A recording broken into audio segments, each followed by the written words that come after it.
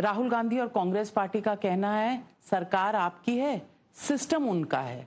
ये सारी चीजें जीएसटी उन्होंने सोची थी, आपने लागू की। ये जो 2 स्लैब्स हैं उन्होंने कब से बताए हुए हैं, वो तो राहुल गांधी का कोई पुराना ट्वीट भी डाल रहे हैं कि राहुल गांधी का ये रिकमेंडेशन था। आपने अब जाकर उसमें मेरिट देखा है और उसे किया है लागू।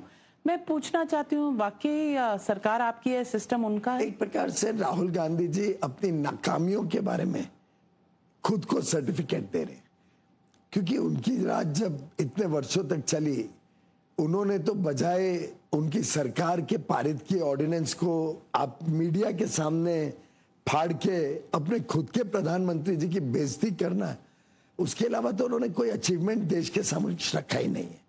तो मैं समझता हूं कि राहुल गांधी जी जो नहीं कर पाए उसको आज एक कवच में डाल के कोशिश करते हैं बताने की कि हमारी सोच थी, वो सोचते रह गए।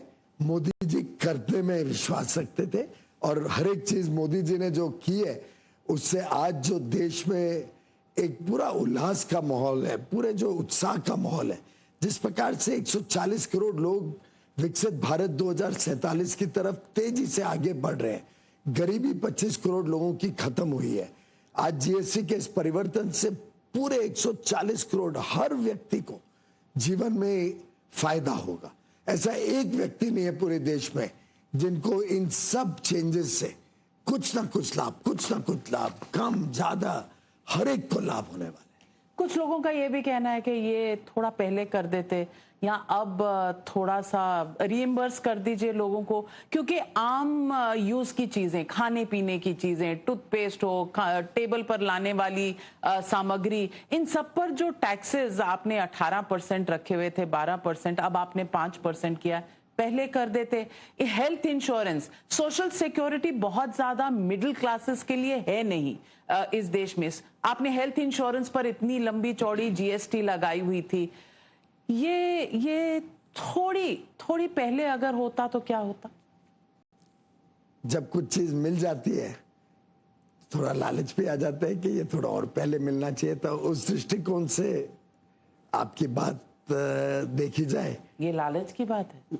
लालच की बात नहीं है, लालच ये आता है कि ये मिल गया तो उसके बेनिफिट्स, उसका लाभ तो मिल गया, पॉकेट में आ गया। मैं समझता हूं आपको ध्यान रखना होगा, जैसे मैंने कहा कि उस समय भी सर्विस टैक्स था, सब इंश्योरेंस पॉलिसीज पे सर्विस टैक्स लगता था।